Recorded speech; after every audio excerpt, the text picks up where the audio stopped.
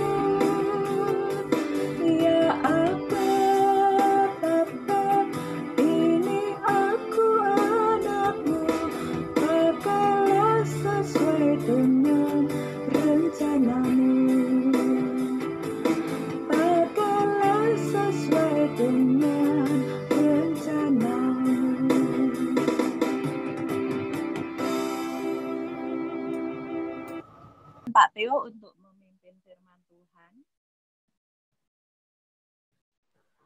Boleh minta Pak Edi untuk berdoa untuk persiapan. Mari kita berdoa.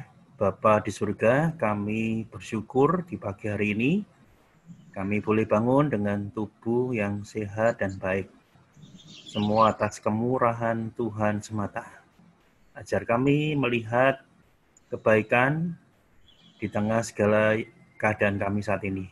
Karena kami percaya jika Tuhan memberkati kami dengan hari yang baru, Tuhan juga memberikan pada kami sesuatu yang baru di hari ini, sehingga kami boleh semakin melihat Tuhan dalam hidup kami. Khususnya di pagi hari ini, Pak Theo akan menyampaikan renungan firman-Mu, kiranya Engkau juga akan memberikan Pak Theo hikmat-Mu, pengetahuan-Mu, sehingga kami juga mengetahui sesuatu yang baru di pagi hari ini, kami boleh semakin mengerti Tuhan, mengenal Tuhan lebih dalam lagi. Berkati Pak Theo, sehingga boleh menjadi saluran berkat bagi kami semua. Di dalam nama Tuhan Yesus Kristus kami berdoa. Amin. Amin.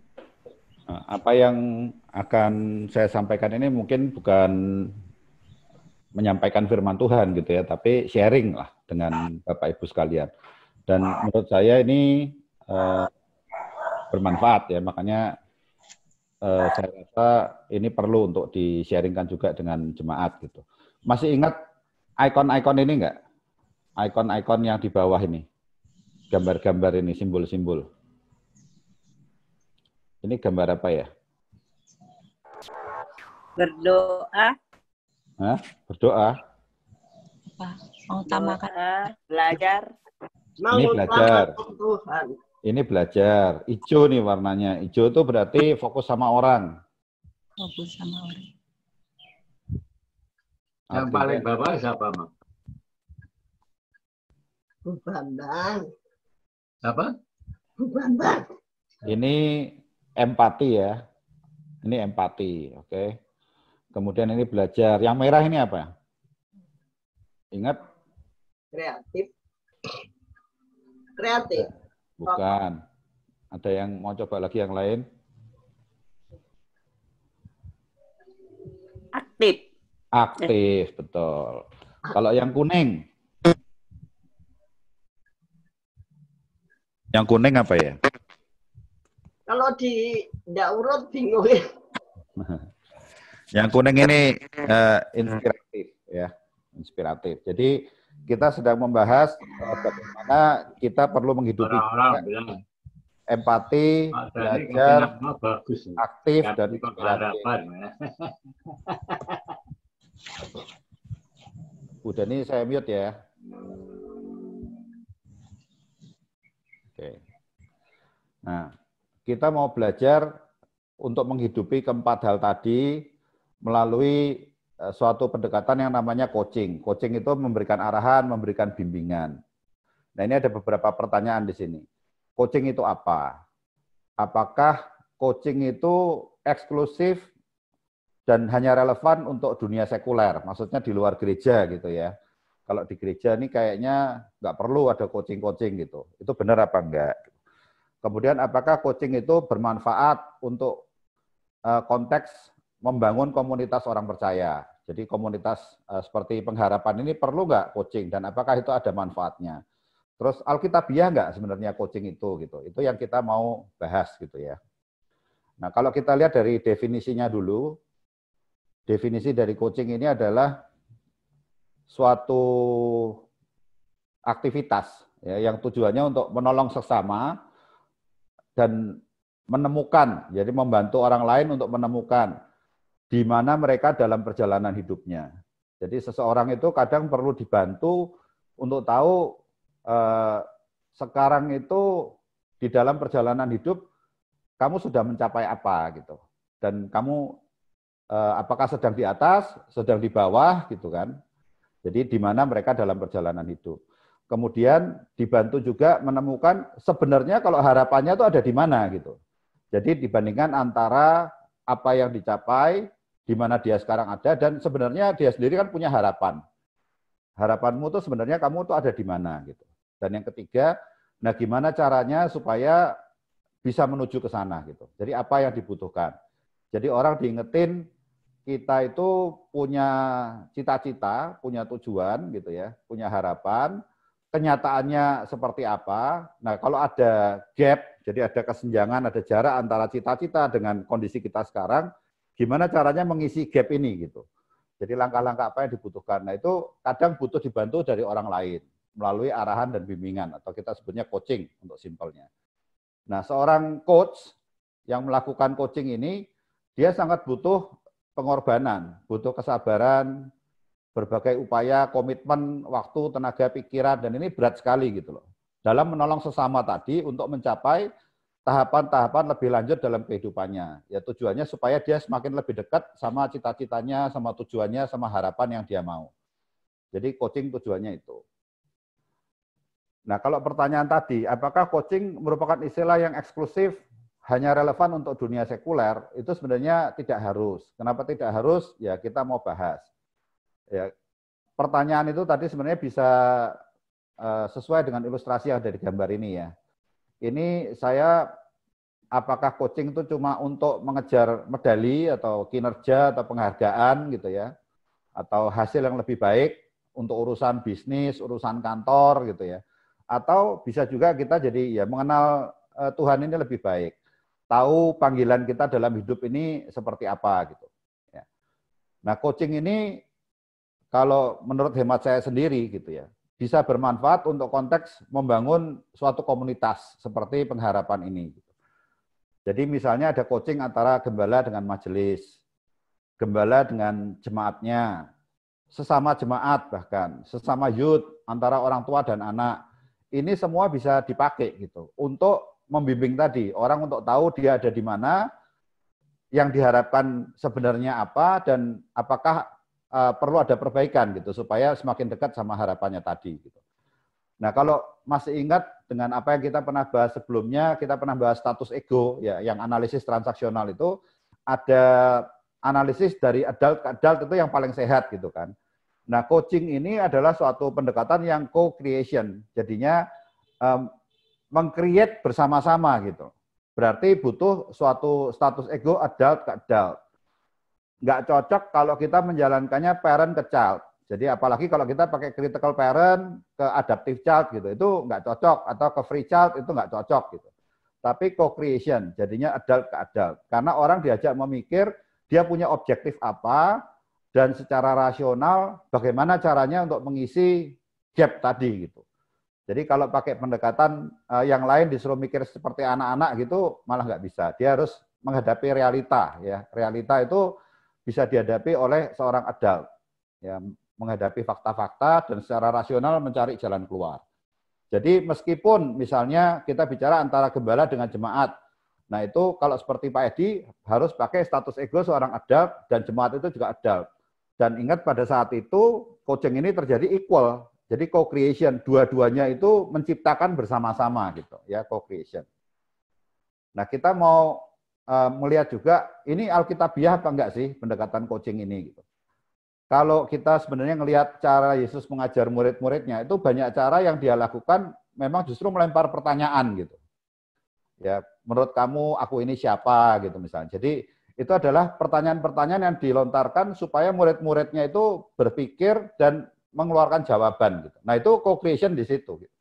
Jadi nggak cuman pendekatannya telling, karena salah satu pendekatan seorang pemimpin kalau ngasih tahu anggota timnya bisa aja telling aja gitu. Saya kasih tahu aja gitu. Nah, tapi kalau coaching ini pendekatannya justru dia bertanya, lebih banyak mendengar, lebih banyak melihat bagaimana dia bisa membantu tadi si coaching. Nah, kita akan membaca dari Filipi 3 ayat 12 sampai 14.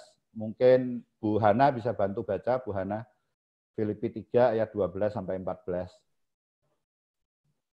Filipi 3 ayat 12 sampai 14.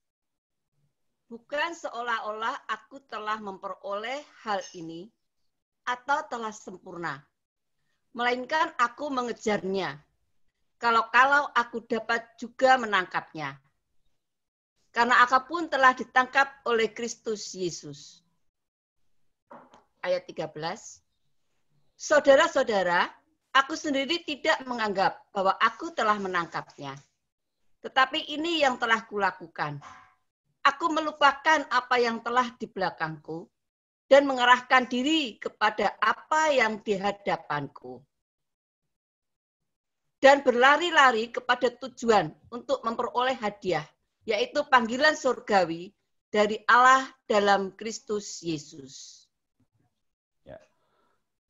Yang ngomong ini siapa ya kira-kira Filipi 3 ayat 12 sampai 14 ini? Siapa ini yang bicara? Ada yang mau bantu? Paulus. Paulus ya. Nah, kalau kita lihat apa yang disampaikan Paulus ini pendekatannya sangat serupa dengan pendekatan coaching. Jadi coaching itu tadi equal, ya adult ke adult. Meskipun dia membimbing, dia memberikan arahan, tapi dia nggak menganggap bahwa dia tuh lebih tinggi gitu. Jadi dia juga bilang, aku bukan berarti aku tuh sudah loh ya gitu. Saya pun tuh juga sedang berusaha menangkapnya. Kepengen juga lebih ya sempurna lagi, lebih sempurna lagi. Saya punya tujuan gitu. Saya berlari menuju tujuan itu. Yang di belakang itu udah lewat, tapi kita mesti mengarahkan pada apa yang ada di depan. Nah, ini pendekatannya coaching sekali. Pendekatannya juga mestinya seperti itu. Jangan sampai si coaching ini merasa menjadi orang yang punya solusi untuk semua, atau dia adalah problem solvernya gitu ya. Tapi enggak, solve problem ini bersama-sama. Bahkan kalau misalnya coach itu bisa menemukan jawaban atas isunya itu sendiri, itu yang lebih ideal gitu. Jadi si coach ini hanya mengarahkan, mengantarkan supaya jawaban itu ditemukan oleh coach. Ya coach itu orang yang dibantu, coach itu adalah yang membantu. Nah, coach ini sendiri juga sebenarnya merupakan pekerjaan yang unik gitu. Kalau kayak dokter gitu, yang datang ke dokter itu kan pasien yang sakit. Ya. Pasien yang sakit itu butuh disembuhkan. Gitu. Nah, tapi kalau coach itu orang yang memegang rekor nomor 1 di dunia pun gitu ya, itu tetap butuh coach, tetap butuh pelatih gitu. Dan nggak artinya si coach ini akan lebih hebat daripada orang yang dia coach atau dari orang yang dia latih itu. Belum tentu gitu. Mungkin dia pernah punya pengalaman. Ya, pengalamannya apa ya? Mungkin pengalamannya nge-coach atlet yang sukses gitu.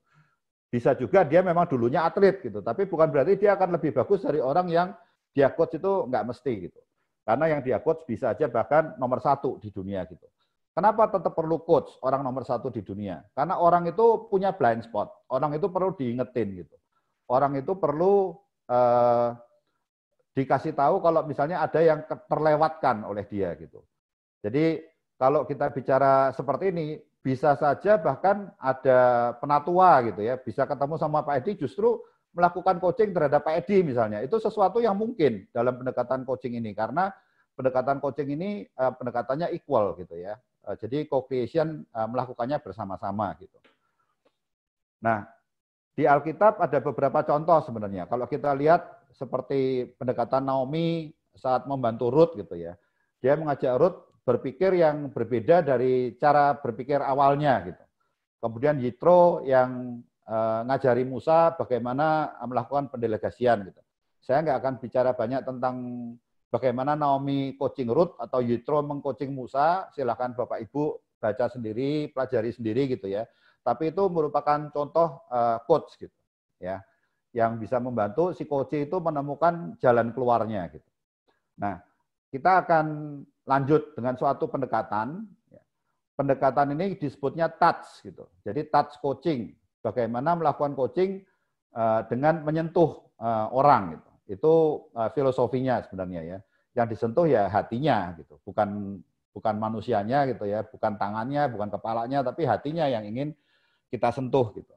Nah, touch ini juga singkatan, dan singkatan ini supaya ingat, kita bisa ingat-ingatnya tuh pakai tangan kita gitu ya. Jadi touch ini singkatan dari trigger, observe, understand, communicate, dan hone.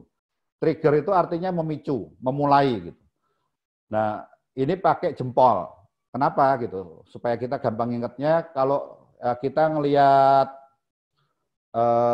ya tukang parkir lah mungkin ya, tukang parkir, kita mau mulai jalan tuh biasanya ngasih tanda tuh pakai jempol gitu. Oke, siap ya gitu.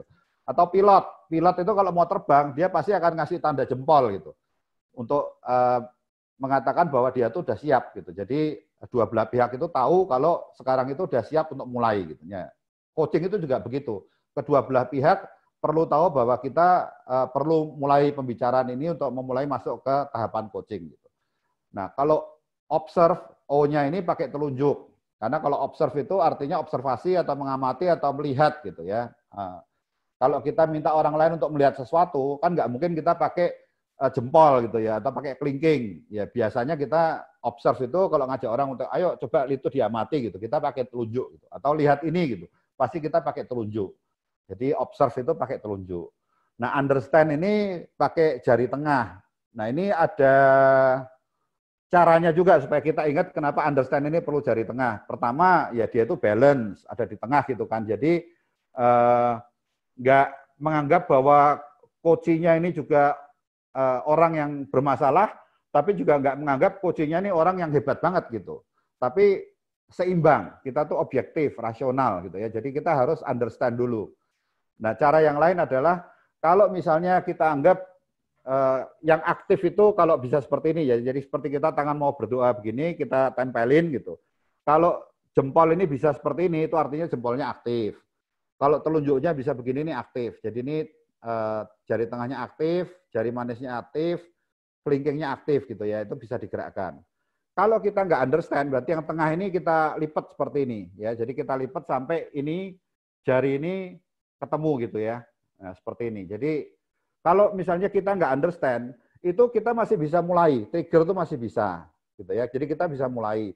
Kita tetap bisa observe gitu. Kita bisa mengasah. Tapi kalau kita mau communicate susah sekali. Coba jari manisnya kalau kita mau gerakin itu susah sekali untuk bisa dibuka aktif begini. Kalau kita nggak understand, kalau understand-nya nggak aktif. Kalau understand-nya aktif, kita akan bisa komunikasi. Tapi kalau understand-nya nggak aktif, gitu, kita nggak bisa komunikasi. Kalau yang nggak aktif itu trigger, kita masih bisa, gitu loh. Ya, komunikasi itu masih bisa, gitu. Tapi kalau understand-nya itu nggak terjadi, nah itu susah untuk kita komunikasi. Jadi itu untuk bantu kita nginget-inget. Sebelum kita berkomunikasi, kita mesti memahami dulu orang yang kita ajak, yang kita berikan arahan, bimbingan tadi, si coach itu. Gitu. Jadi harus paham dari sudut pandangnya si coach, baru kita komunikasi seperti itu. Nah, kenapa komunikasi pakai jari manis? Karena ini biasanya tempat kita mengkomunikasikan juga status kita lah ya. Kita sudah menikah atau belum menikah, biasanya ada cincin kawin di situ. Gitu.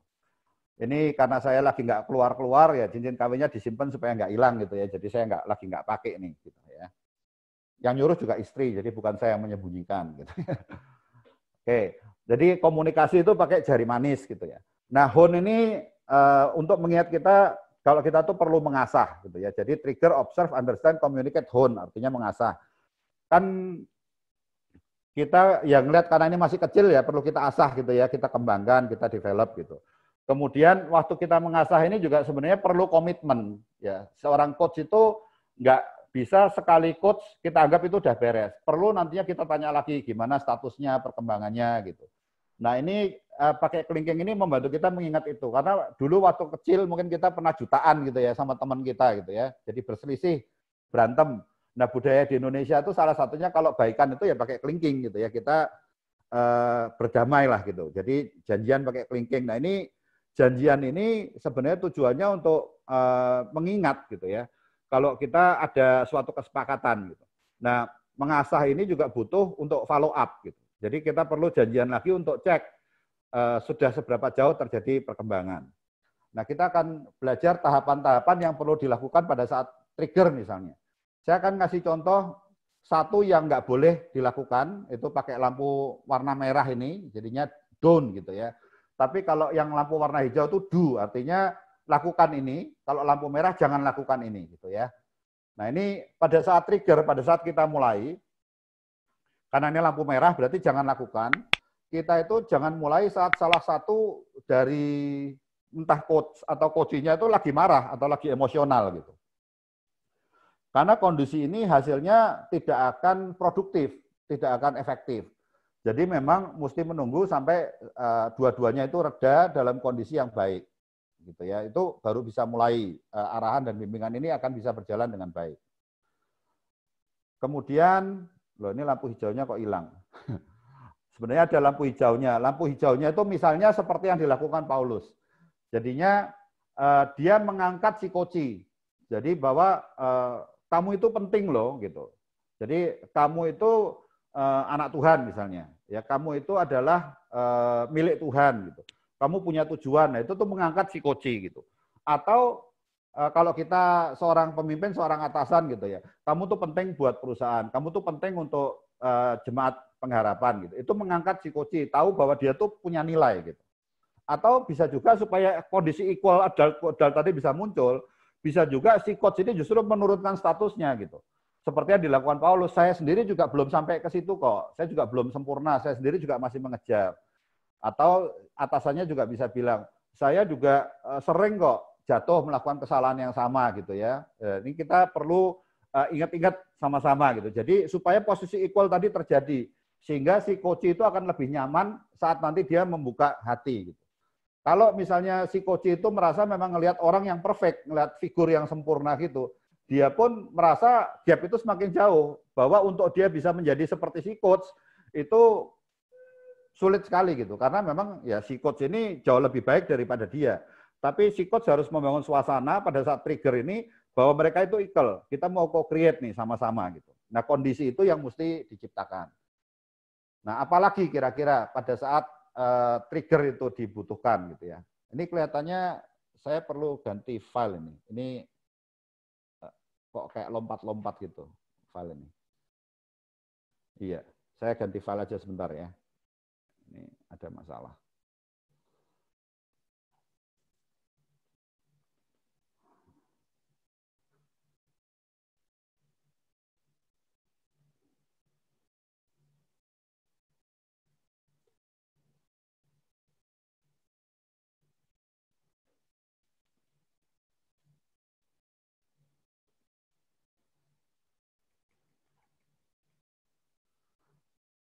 Nah, ya, pada saat trigger tadi yang do lampu hijau ini kita perlu menciptakan suasana yang nyaman gitu ya. Supaya si coach tadi juga bisa lebih terbuka. Salah satu caranya tadi mengangkat si coach.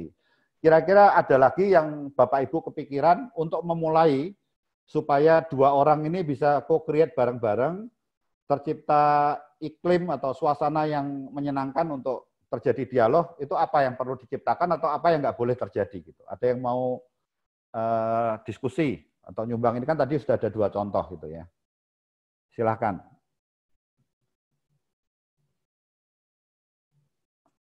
Kira-kira apa yang nggak boleh dan apa yang justru perlu untuk dilakukan?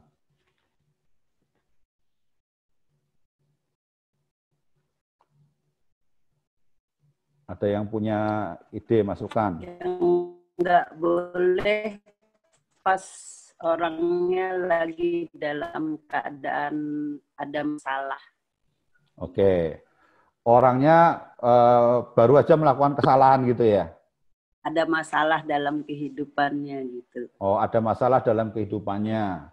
Oke. Bisa jadi itu justru salah satu trigger. Jadi do itu lakukan coaching pada saat memang orang lain sedang membutuhkan gitu kan.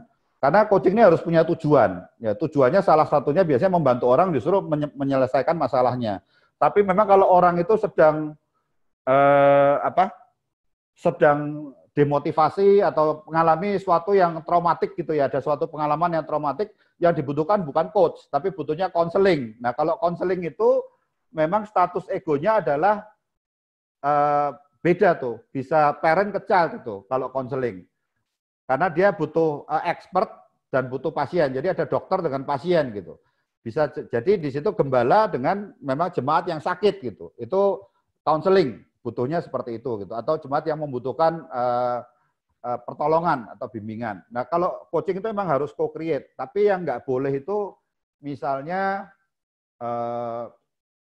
ya cari tempat yang rame. Nah, itu sesuatu yang jangan dilakukan gitu.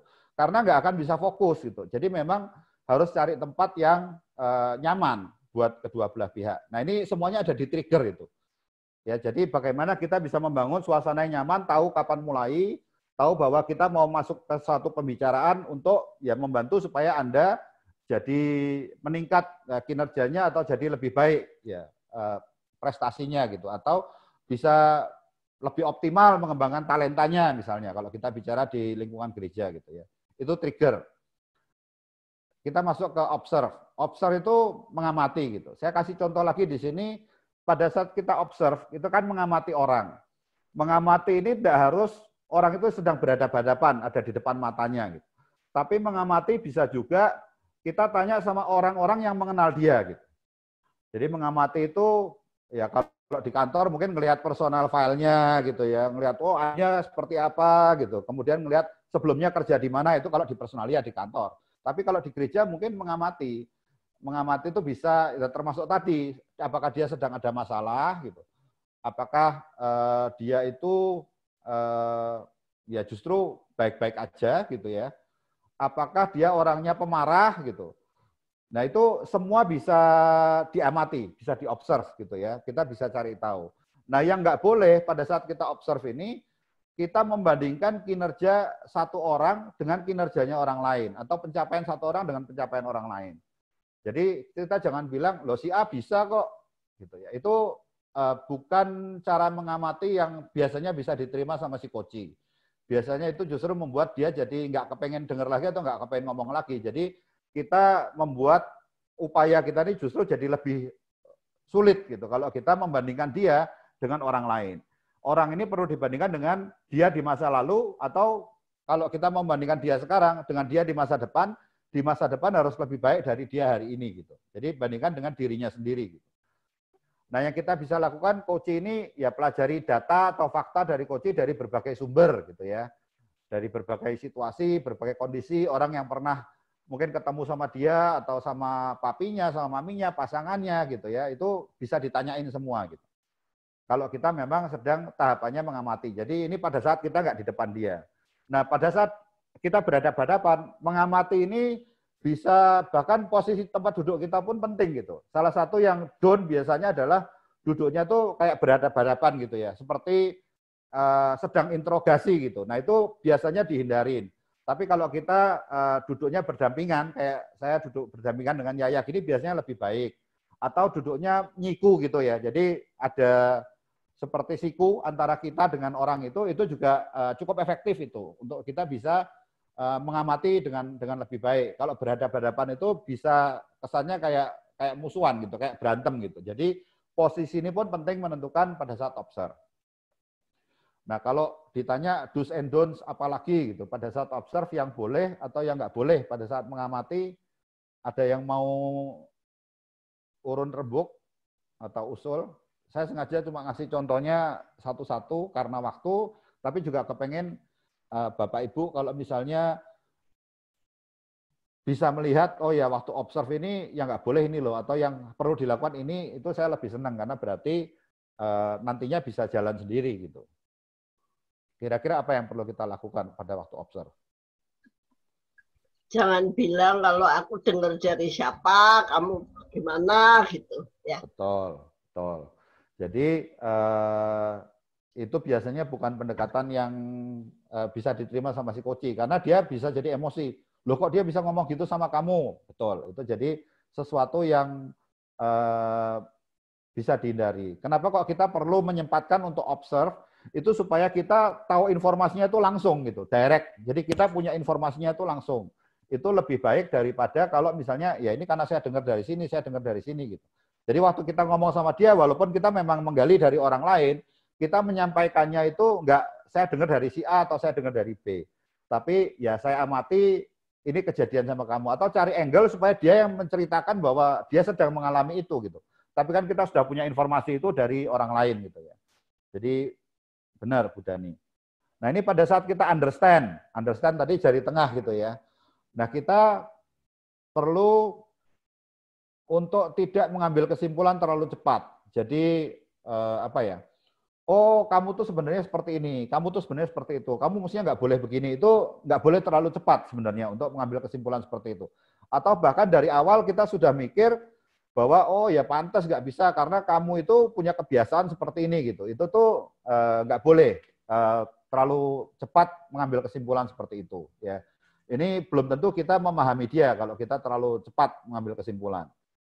Tapi justru yang kita perlu lakukan menunjukkan kepedulian, menunjukkan kita tuh tulus gitu. Pengen dengar sebenarnya masalahmu tuh apa gitu. Kok sampai itu kejadian dan sampai kita perlu cari solusi bersama ini masalahnya apa. Itu perlu kepedulian, perlu tulus, perlu upaya tadi gitu. Effort. Makanya kita bilang butuh berbagai pengorbanan ya dari si coach juga untuk bisa masuk sehingga coachingnya tuh mau terbuka, mau ngomong gitu. Ya, ini perlu kepedulian yang tulus dari si coach. Gitu. Nah, saya akan skip untuk tanya karena waktu gitu ya. Saya akan masuk ke communicate. Nah, ini communicate ini agak kompleks. Karena di communicate ini sebenarnya ada framework lagi. Frameworknya namanya GROW. Jadi kalau tadi touch, gitu ya, trigger, observe, understand, communicate, dan hone. Pada saat kita communicate, ini ada kerangka yang kita perlu ingat-ingat seperti tanaman itu perlu grow gitu ya, perlu bertumbuh. Nah, grow ini juga singkatan. G-nya adalah goals. Jadi tujuan. Pada saat kita coaching itu mesti sama-sama tahu kenapa kok kita perlu melakukan coaching ini, tujuannya apa gitu ya. Kemudian kita mengamati realita yang sedang dihadapi ini apa gitu. Jadi enggak kita tuh ada di dunia mimpi gitu ya, tetapi kita ada di dunia nyata gitu ya. Kita ada di dunia nyata menghadapi realita yang sedang terjadi gitu. Nah, O-nya ini adalah opsi. kita punya opsi apa aja. Makanya kita jangan cepat ngambil kesimpulan karena opsi itu nggak cuma satu gitu. Opsi itu biasanya ada beberapa opsi gitu kan. Kita mesti explore ada alternatif apa aja, dan terakhir kita establish will. Will itu adalah tekad atau niat atau komitmen gitu ya. Nah ini perlu dilakukan. Nah ini grow perlu kita ingat pada saat kita communicate. Nah caranya sekali lagi pendekatan coach ini bukan pendekatan telling, bukan pendekatan yang ngasih tahu sifatnya, tapi lebih banyak tanya. Nah pada saat kita tanya, pada saat kita grow ini hindari, pada saat coaching ya, hindari tanya itu mengapa. Bayangin orang kalau ditanya, kenapa kok kamu gagal? Kenapa kok kamu terlambat gitu ya? Apalagi kalau pakai kata kenapa kok kamu terlambat terus gitu ya? Kenapa kok kamu selalu terlambat? Nah, itu orang biasanya kalau ditanya kenapa kamu gagal melakukan sesuatu, dia tuh akan defensif. Dia akan membela diri. Yang keluar dari dia itu justru excuse. Alasan-alasan kenapa kok itu terjadi. Karena jarang orang, kalau dia bisa melihat problemnya dia sendiri, dia nggak butuh coach sebenarnya. Dia butuh coach itu untuk membantu dia untuk bisa ngelihat situasinya tadi. Tapi kalau kita tanyanya, kenapa kok kamu begini terus gitu, itu dia pasti defensif keluarnya justru. Yang kita perlu tanya, ya, tar dulu sebelum saya maju, why ini kadang kita perlu tanya, tapi bukan pada saat kita sedang coaching. Why itu biasanya pertanyaan yang bagus saat kita kepengen tahu purpose atau alasan. Misalnya kita mau bikin suatu project, kita bisa tanya, kenapa ya project ini kok kita perlukan? Nah itu perlu. Kita perlu tahu purpose-nya apa. Kemarin Pak Edi bicara tentang panggilan gitu kan. Visi pada saat kita ngelihat ke dalam itu panggilan. Nah itu kita tanya why itu perlu gitu. Supaya kita punya goal, kita punya purpose, kita punya tujuan, kita tahu. Gitu. Nah kita tanya why juga saat kita sedang problem solving, mencari root cause, mencari akar permasalahan, kita tanya why. Bahkan kalau orang Jepang tanyanya sampai 5 why gitu ya. Kenapa kok mobilnya nggak nyala? Oh karena memang nggak di starter ya nggak nyala gitu. Kenapa kok nggak di starter? Nah itu bisa ditanyain terus. Sampai why yang terakhir itu baru biasanya kelihatan root cause-nya. Kalau orang Jerman malah sampai 7 gitu ya, tanya why. Jadi why itu pada saat kita mencari akar masalah, pada saat kita menanyakan tentang panggilan atau maksud atau tujuan dari suatu inisiatif, kita tanya why. Tapi kalau coaching, kita sedang bicara tentang kinerja, jangan tanya why. Itu biasanya orang jadi defensif. Yang kita tanya itu apa atau bagaimana. Nah, dalam konteks grow tadi, pada saat goals, ya kita bisa tanya, ini apa nih yang jadi tujuan kita. Jadi kita ketemu nih, kira-kira apa yang kamu harapkan gitu. Apa yang bisa kita harapkan bersama dari tujuan ini. Itu bicara tentang goal. Kita juga bisa tanya, apa yang menghalangi. Ini realita gitu. Jadi kalau kita tanya sama orang, what got in the way, jadi apa yang menghalangi, apa yang menjadi masalah, dia akan bisa menemukan gitu. Oh waktu itu karena ada begini, itu dia bisa bikin daftarnya dengan mudah. Dia bisa menyampaikan, karena kita nggak sedang menyalahkan dia. Tapi kalau kita tanya, mengapa kamu begitu, dia akan keluarnya excuse. Kalau kita tanya apa yang menjadi masalah, apa saja yang jadi rintangan, dia bisa. Nah menemukan rintangan ini sebenarnya salah satu pendekatan yang bisa dilakukan oleh coach untuk membantu si coach untuk ketemu jawabannya sendiri gitu. Jadi dengan bertanya.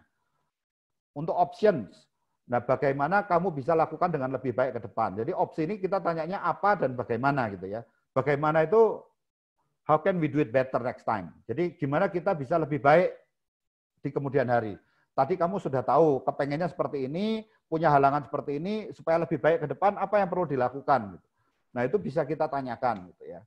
Kemudian yang terakhir kalau kita sedang membangun wills atau tekad atau komitmen, kita bisa tanya apa saja yang sebenarnya memang ada di kontrolnya dia gitu. Kadang orang itu jadi mimpi kalau sesuatu yang dilakukan itu kontrolnya orang lain. Jadi dunia di sekelilingnya harus sempurna dulu, harus perfect dulu, baru dia bisa perform atau baru dia bisa mengembangkan talentanya atau dia bisa menjadi orang yang lebih baik gitu kan. Itu mimpi itu gitu. Tapi apa saja yang ada di dalam kontrolnya kita nggak usah nunggu orang lain gitu. Tapi kita bisa mulai sendiri gitu. Jadi yang kita tanya, apa yang bisa kamu lakukan, yang ada dalam kontrol kamu, yang perlu disesuaikan supaya tujuan tadi tercapai, bisa menghadapi realita-realita atau tantangan-tantangan yang tadi sudah didaftar, dihadapi, dan bisa menjalankan opsi yang memang kita mau lakukan sebagai suatu pendekatan untuk mencapai tujuan lebih baik gitu. Nah itu apa yang bisa kita kontrol, yang perlu kita adjust. Yang perlu kita sesuaikan itu apa sebenarnya gitu. Nah ini waktu kita komunikasi lebih banyak tanyanya apa dan bagaimana, jangan tanya mengapa gitu ya. Itu pada saat communicate. Jadi pakai pendekatannya grow. Ya memang agak rumit nih. Pada saat communicate, sudah ada touch kita ingat-ingat, grow-nya juga kita ingat-ingat gitu ya. Tapi kalau sering dilakukan akan lebih hafal. Nah pada saat hone, pada saat mengasah gitu ya. Salah satu yang kita nggak boleh lakukan adalah memaksakan kesimpulan kita gitu. Jadi si coach yang menyimpulkan, oh jadi kamu tuh kepengen begini, tanya masalah kamu gini, opsi kamu gini, dan kamu harus seperti itu gitu. Jangan kita yang memaksakan kesimpulannya gini. Karena kita mengamatinya seperti itu, kita memahaminya gitu, belum tentu dia punya pemahaman yang sama gitu. Justru kita minta dia yang menyimpulkan. Oke, dari semua diskusi tadi, kesimpulan kamu gimana berarti? Ya, apa yang kamu mau capai, apa yang perlu dilakukan. Itu akan lebih sehat. Karena kalau komitmennya kita yang komit, jadi kalau kita yang menyimpulkan, kesannya kita yang komit. Oh ya, berarti kamu nanti ke depan akan begini ya. Gitu. Itu tuh yang komit kita, dianya belum komit gitu loh. Tapi memang kita minta dianya yang bisa keluar dengan komitmennya itu, dia yang punya kesimpulan. Nah, yang perlu kita lakukan juga sepakati langkah tindak lanjut. Jadi follow up sama follow through ada istilahnya. Kalau follow up itu ya ngecek ya. Waktu itu kan kau bilang akan bikin ini, sudah dilakukan atau belum, itu follow up gitu. Kalau follow through itu nggak cuman ngecek tadi, tapi sudah selesai atau belum gitu. Jadi tuntas atau nggak tuntas itu follow through. Nah ini memang PR nih. Biasanya si coach itu PR-nya adalah tadi pengorbanan sumber daya. Karena ada waktu, ada tenaga, ada pemikiran gitu kan. Nah follow up ini biasanya sangat melelahkan memang. Tapi kalau ya tadi kita tulus, kita niatnya memang pengen membantu, ini jadi PR bersama. Bahkan kadang-kadang kalau ini suasana di kantor atau dengan klien, setelah dia punya komitmen, si coach pun bikin komitmen. Oke, kamu akan melakukan itu, saya sebagai coach akan melakukan ini. Kalau pendekatan kita tadi adult to adult, jadi kayak peer coaching, misalnya sesama jemaat, kita bisa saling membantu kok. Oke, kamu komitmennya itu ya, dari saya akan membantu seperti ini. Jadi misalnya kamu ada pertanyaan, kamu mau diskusi lagi, saya selalu siap misalnya. Itu bisa jadi komitmen dari coach-nya gitu. Jadi komitmen itu bisa dua arah, karena tadi kita co-creation gitu. Nah ini perlu dilakukan. Jangan terlalu cepat untuk menindaklanjuti, karena dia belum sempat praktek.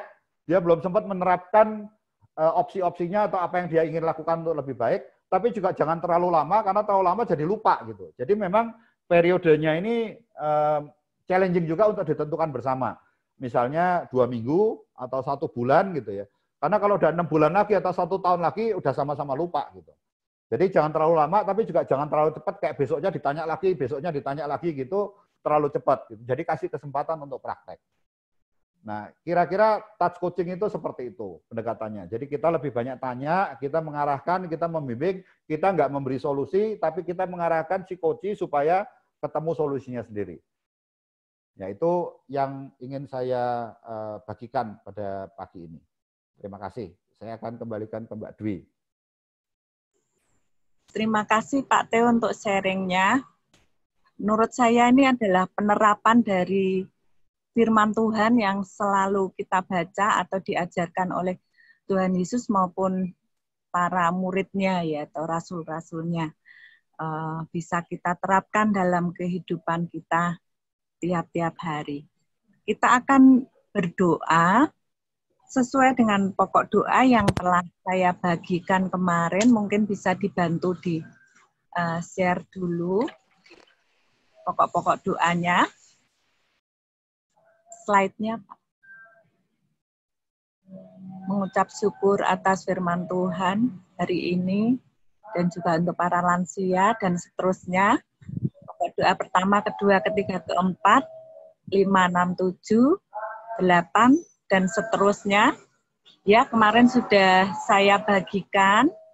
Kita akan berdoa bersama-sama untuk pokok-pokok doa tersebut. Sampai sejauh ini belum ada pokok doa tambahan. Sebelum kita berdoa, kita mau naikkan satu pujian. Nanti setelah doa syafaat akan ditutup oleh doa berkat oleh Pak Edi.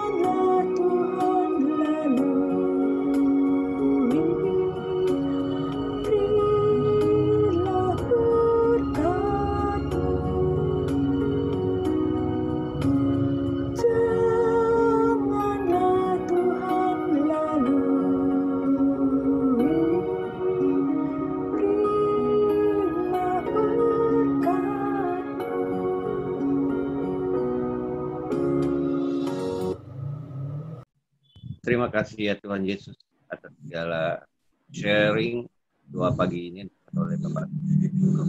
Kiranya ya Pak, Kau berikan hikmat pada kami dan lakukan apa yang kami dan terima kasih ya Bapak pemimpin kami.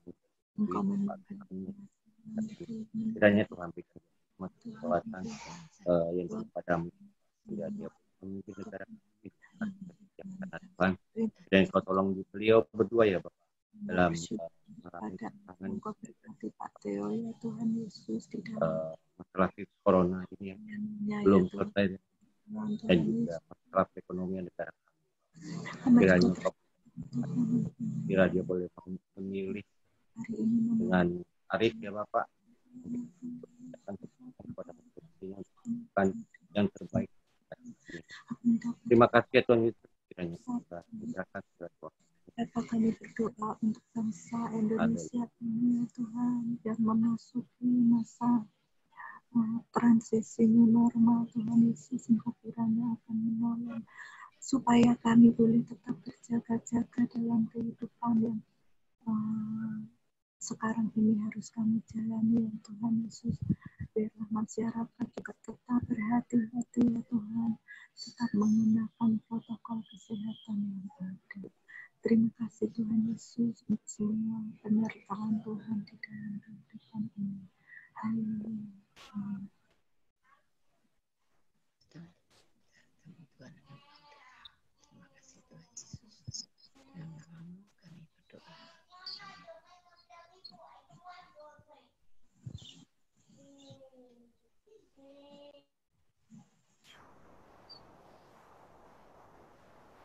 Tuhan, kami bersyukur di pagi hari ini kami berkesempatan boleh bersama-sama belajar, sekaligus juga kami boleh bersama-sama berdoa. Terima kasih untuk kesempatan yang Tuhan percayakan dan berikan bagi kami.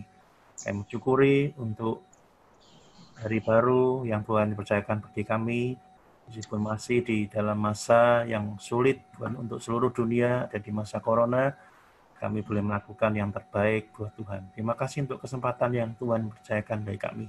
Dan biarlah menjadikan firman yang hidup bagi setiap kami. Berkati setiap kami yang hadir di pagi hari ini, tidak terlewatkan satupun dan dari kami boleh menerima berkat yang daripada Tuhan sendiri. Berkati keluarga kami, berkati pekerjaan kami, berkati rumah tangga kami. Dan biarlah dimanapun keluarga kami, anak-anak kami berada, Tuhan juga melawat, Tuhan mengingatkan, Tuhan juga akan melindungi sekaligus memimpin kami semua. Terima kasih untuk kesempatan yang indah yang Tuhan percayakan bagi kami. Biarlah kami juga berdoa untuk jemaat-jemaat di GKMI Pengharapan, ya Tuhan juga akan terus menopang setiap kami ya Tuhan. Ada Tuhan yang hidup, ada Tuhan yang beserta, ada Tuhan yang memimpin setiap kami. Terima kasih Tuhan di pagi hari ini.